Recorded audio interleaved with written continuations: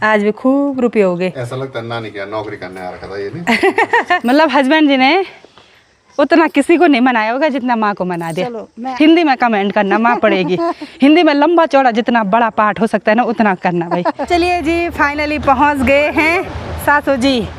बहुत इंतज़ार किया यहाँ पर। दिन प्रतिदिन यहाँ पर जितनी ज़्यादा भीड़ बढ़ती जा रही है उतना ही कूड़ा कचरा यहाँ सड़कों पर देखने को मिल रहा है। और आजकल दोनों नदियाँ बिल्कुल अलग अलग कलर की देखने को मिल रही हैं। हम पूरे 1 महीने के बाद यहाँ घर पर पहुँचे हैं और सब लोग इधर उधर चेक कर रहे हैं कि धूल तो नहीं जमी हुई है। हर हर महादेव, जय श्री केदार। प्रणाम आप सभी को। मैं प्रियंका तिवारी आप सभी का स्वागत करती हूँ देवभूमि उत्तराखंड के मधमहेश्वर घाटी के इन खूबसूरत पहाड़ों से। आज मैं अपने व्लॉग की शुरुआत सुबह के लगभग 11 बजे से कर रही हूँ। इसी के साथ मेरे मायके गिरिया गांव और मधमहेश्वर घाटी के चारों तरफ के खूबसूरत पहाड़ों के नज़ारे रोज़ की तरह बहुत ही सुंदर दिखाई दे रहे हैं। अभी तो काफ़ी अच्छी तेज़ धूप खिली हुई है और साथ ही आसमान पर बादल भी छाए हुए हैं। और गाँव की सभी चाची ताई भाभी लोग यहाँ खेतों में धान की गुड़ाई और सामने वाले खेतों में मंडवा की गुड़ाई करने पर लगे हुए हैं।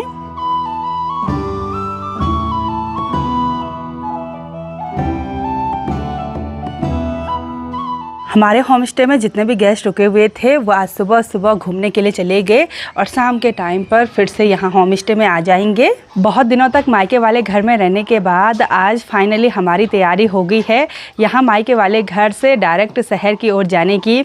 अभी के तो समर वेकेशन चल रहे थे, इसने भी खूब इंजॉय किया और अब कुछ दिनों के बाद स्कूल ओपन हो जाएंगे तो हमने स्कूल शुरू होने से पहले कुछ तैयारियां भी करनी है। मतलब हॉलीडे होमवर्क तो पूरा कंप्लीट हो चुका है लेकिन फिर भी कपड़े वगैरह कहाँ कहाँ फैला रखे पता ही नहीं है। जमाई राजा के तो ससुराल में बहुत मज़े होते हैं, सब खातिरदारी करने पर लगे रहते हैं, लेकिन ननिहाल में भी कम इंजॉय नहीं होता है। हाँ, अपने दोस्तों को बाय बाय बोल दिया था कल? अच्छा, आज ड्रोन उड़ाया ना। हाँ, गजरा गए, गजरे पे देखा वहाँ चप्पल उतार रखी, वहाँ आदि जा रहा, सब जा रहे, आदि की चप्पल देखी ना मैंने। हाँ, चप्पल भी पहचान ली। अब देखो आप सोचो आपका मन भी कर रहा है, चलो दूसरे चक्कर आएंगे, ठीक है, डोंट वरी। 4 साल पुरानी फोटो, 4 साल पुरानी फ़ोटो, समय कब गुजर जाता है पता ही नहीं चलता। हमारे बैग वगैरह भी पैक हो गए हैं और साथ ही यहाँ पर आलोक भी लगा हुआ है होम स्टे के काम पर। गेस्ट गए और सीधे सफाई शुरू, कमरा फिर से तैयार, शाम को दूसरे गेस्ट आएंगे। अच्छा, फिर कल जो आज हैं वो कल जाएंगे, फिर कल दूसरे आएंगे, फिर परसों जाएंगे, फिर अगले आएंगे। मतलब आ रहे हैं क्या गेस्ट? आ रहे हैं, मतलब ठीक है क्या, आजकल जैसे यात्रा कम भी है कभी कभी तो ठीक है। ठीक है। नानी के घर से जैसी विदाई होती है अभी बेटे की जेब गर्म हो जाती है। ये देखो आज भी खूब रुपये हो गए। ऐसा लगता है नानी क्या नौकरी करने आ रखा था ये नहीं। हमारे टाइम पे 100 रुपये हो गए तो बहुत बड़ी बात है, बहुत बड़ी बात है। 10-10 5-5 के नोट, हाँ, सब देते थे हमको, नाना नानी मौसा मौसी सब, अब पड़ोस वाले भी, पड़ोस वाली नानी सब देते थे। ये देखो आहा, आज तो चौड़ा हो रहा है। हम सब रास्ता लग गए हैं और हमारे साथ साथ माँ शालिनी और प्रीति भी तैयार हो गए हैं। माँ की तो रोज़ की ड्यूटी है परवाड़ी वाले घर में जाने की और आज शालिनी और प्रीति जा रहे हैं उखीमठ मार्केट, घर के लिए कुछ सामान खरीदना है। लिस्ट बना रखी है ना, ऐसे याद आ जाएगा। अच्छा, याद आ जाएगा। और साथ ही आलोक भी तैयार हो गया है। आलोक हमको छोड़ने के लिए, माँ को छोड़ने के लिए जा रहा है, सबको छोड़ने जा रहा हूँ मैं। अच्छा, और पापा आज यहीं घर पर रहेंगे। पापा आज लंच बनाएंगे? लंच बनाऊंगा मैं। चलो बहुत बढ़िया। तो यहाँ पे फोटो शूट कर लेते हैं। चलो बेटा, मामा बोल रहे, चलो चलो एक बार फोटो शूट कर लेते हैं।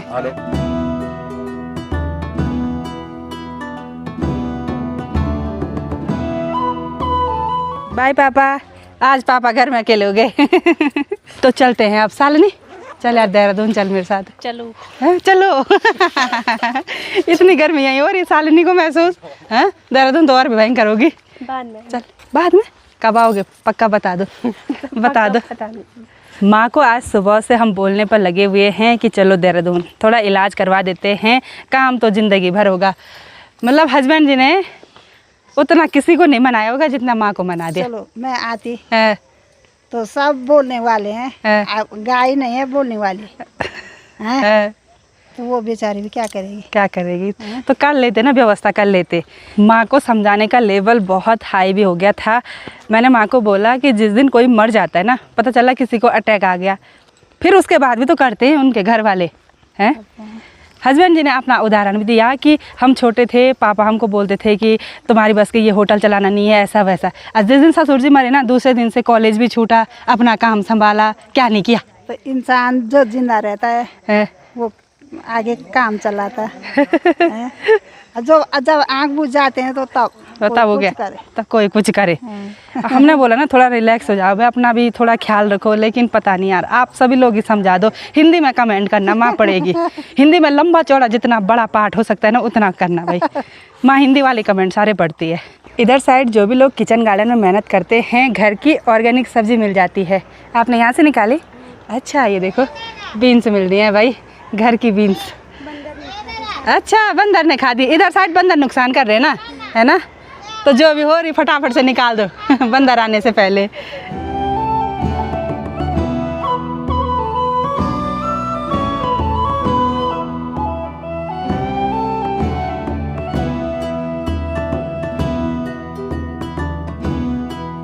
माँ जा रही है आलोक के साथ बाइक में और हम जाएंगे अपनी गाड़ी से। शालिनी और प्रीति पीछे बैठे हुए हैं। कैसा लग रहा तब? बहुत बढ़िया। इतनी हवा आ रही, चारों तरफ से खिड़कियां खुली हुई है। आपकी थार गाड़ी की बुराई करते रहते हैं ये लोग। लेकिन जब गाड़ी फंसती है ना, तब थार की याद आती है। बिल्कुल, जब बोलेरो फंसी थी ना तो थार लेके गए थे। जीजा जी, अब तो फॉर्च्यूनर लानी पड़ेगी आपको। फॉर्च्यूनर, वही वाला गाना लगेगा क्या, हरियाणी वाला। मनसुना से आगे बढ़ते हुए हम पहुंच गए हैं परवाड़ी वाले घर के ऊपर रोड में। और यहाँ पर ये जो नया धारा बना है, आज यहाँ पर कुछ एक्सपेरिमेंट हो रहा है। क्या है ये? इसका TDS चेक किया ना पानी का। हाँ। ये निकला 49 परफेक्ट, बहुत बढ़िया पानी, बहुत बढ़िया पीने लायक पानी। इसलिए अभी बेटा देखो पानी भर रहा है और ऐसा लग रहा है जैसे फ्रिज से पानी भर रहा होगा। देखो बोतल पे बाहर से कैसे भयंकर ठंडा है ना, फ्रिज भी फेल है भाई इसके सामने पर। और माँ अब जाएगी परवाड़ी वाले घर। माँ ऐसे धूप में घास के लिए मत जाना, ठीक है?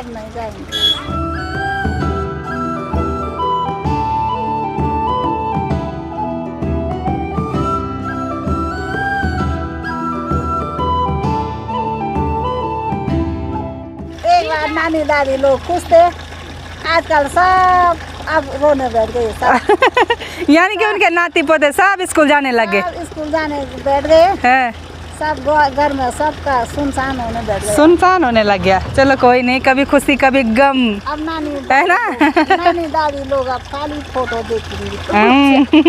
फिर अब दूसरे साल आएंगे। ठीक है, वाह ढंग से रहे। बाय ठीक है? बाय अबलू। बारिश हो रही है, मामा का पाना।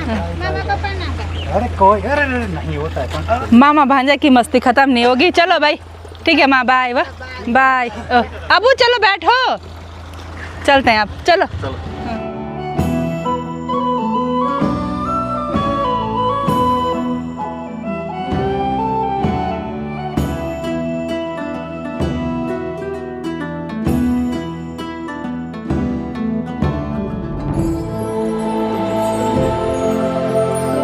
सफ़र में आगे बढ़ते हुए अभी हम पहुंच गए हैं कुंड में और यहाँ पर हम रुक गए हैं क्योंकि हम इंतज़ार कर रहे हैं प्रदीप देवर जी और सासू जी का। जो भी यात्री लोग यहाँ कुंड तक बड़ी बस से ट्रैवल करते हैं और यहाँ से अगर उनको मधमेश्वर वैली, तुंगनाथ वैली जाना है तो यहाँ पर से मतलब गाड़ी अवेलेबल हो जाती है।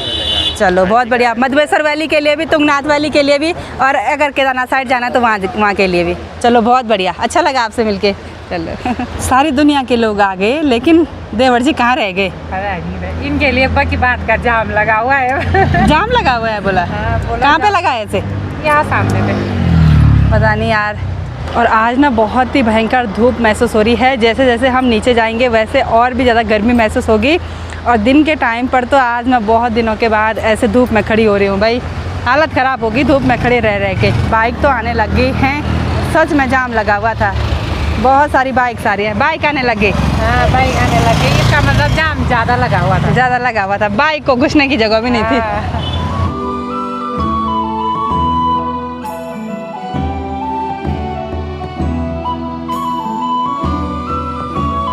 बहुत सारी गाड़ियाँ आ गई और इन गाड़ियों के बीच में देवर जी की गाड़ी भी देखने को मिल रही है। बाप रे बाप, आंखें लाल हो गई इनको देखकर। लेकिन ये आए नहीं सभी, और ये देखो, ये इधर आओ इधर आओ इधर आओ, ये आगे आगे जी, आगे आगे आगे। चलिए जी फाइनली पहुंच गए हैं सासू जी। बहुत इंतज़ार किया यहाँ पर।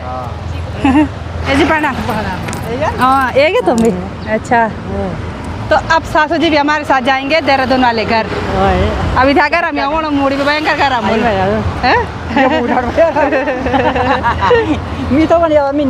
तो जिनका था इंतजार वो पहुंच गए हैं। तो अब फटाफट से बढ़ते हैं आज के खूबसूरत सफ़र में आगे। शालिनी और प्रीति भी गाड़ी से उतर गए हैं और अब ये दोनों जाएंगे देवर जी के साथ वापसी घर। Bye bye. शालिनी चल देहरादून। तो चलिए जी अब चलते हैं। और अभी को यहाँ पर भी रुपये मिल गए। मामी ने भी दिए, चाचा ने भी दिए, मौसी ने भी दिए। ए भाई कितने रुपए हो गए इसके पास? चलो चलो बैठ। अभी कहीं ऐसे नहीं कि मम्मी निकाल दे, तब तू भी बोलेगा दोस्तों नानी ने तो मुझे हरा नोट दिया था, ये रास्ते में आते आते पीला कैसे हो गया। पता चला मैं 500 की जगह पे 50 रुपए का नोट रख रही। ठीक है बाय बाय बाय। ख्याल रखना। ठीक है ठीक है, सासू जी का ख्याल रखो। ओके बाय देवर जी बाय बाय। पसीना आ गई।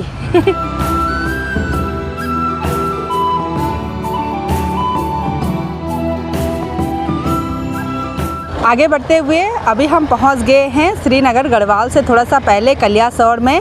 और यहाँ नीचे अलकनंदा नदी के मध्य में स्थित है धारी देवी माता रानी जी का दिव्य एवं सुंदर मंदिर। तो आप सभी लोग भी धारी देवी माता रानी जी के दर्शन कीजिए।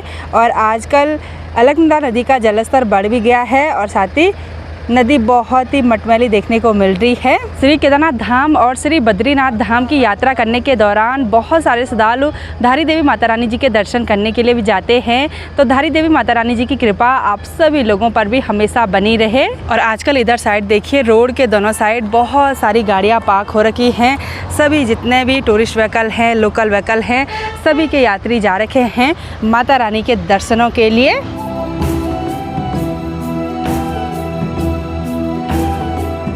दिन प्रतिदिन यहाँ पर जितनी ज़्यादा भीड़ बढ़ती जा रही है उतना ही कूड़ा कचरा यहाँ सड़कों पर देखने को मिल रहा है।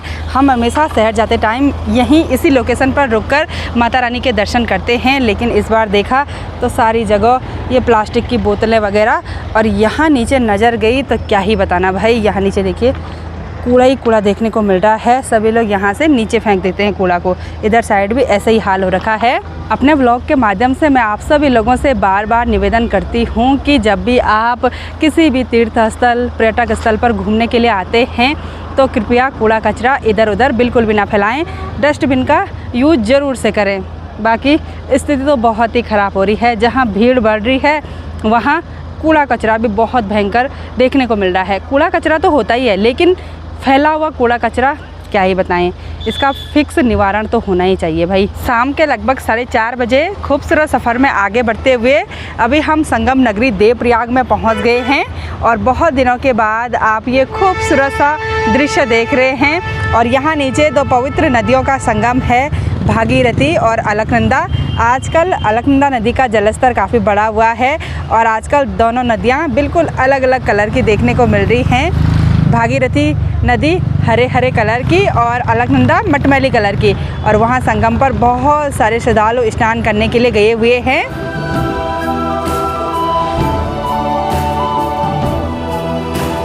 इधर साइड भी लाइन से और साथ ही इधर साइड भी लाइन से बहुत सारे टूरिस्ट रुके हुए हैं इस खूबसूरत से दृश्य को देखने के लिए। और श्रीनगर से आगे बढ़ते ही मैं तो गाड़ी में सोई गई थी, क्योंकि जैसे जैसे हम आगे बढ़ रहे हैं वैसे गर्मी भी बढ़ रही है और सीधे आंखें बंद हो रही हैं। रास्ते में अभी ने भी खूब आफत निकाली, बहुत भयंकर तबीयत खराब हुई इसकी। और फिर आगे सोया, गाड़ी में ही उल्टी कर ली थी इसने। चलो कोई नहीं, उल्टी कर दी कर दी।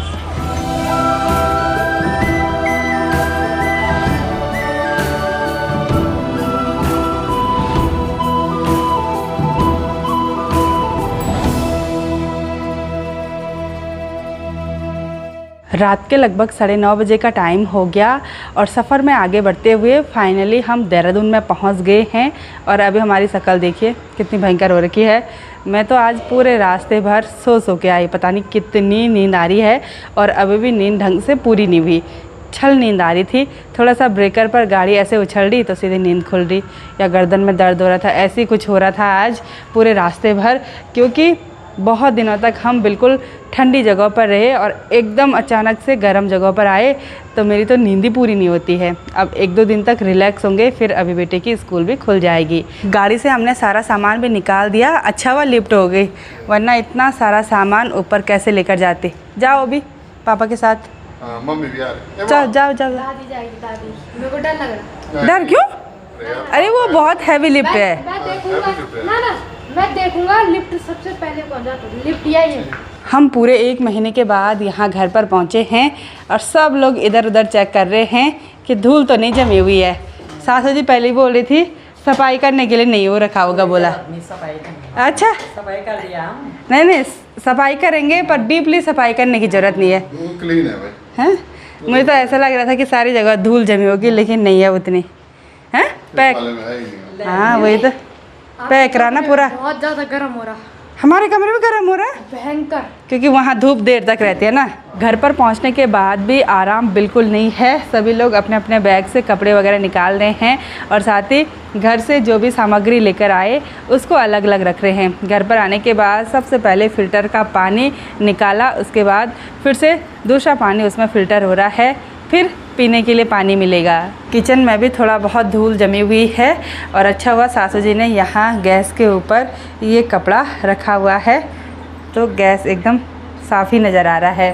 बाकी सबसे पहले ये जो रास्ते से फ्रूट वगैरह ख़रीदे थे उनको टोकरी पर रखा और अभी पानी फ़िल्टर हो रहा है, थोड़ा सा टाइम लगेगा। बाकी ये सब बैग मेरे और हस्बैंड जी के हैं।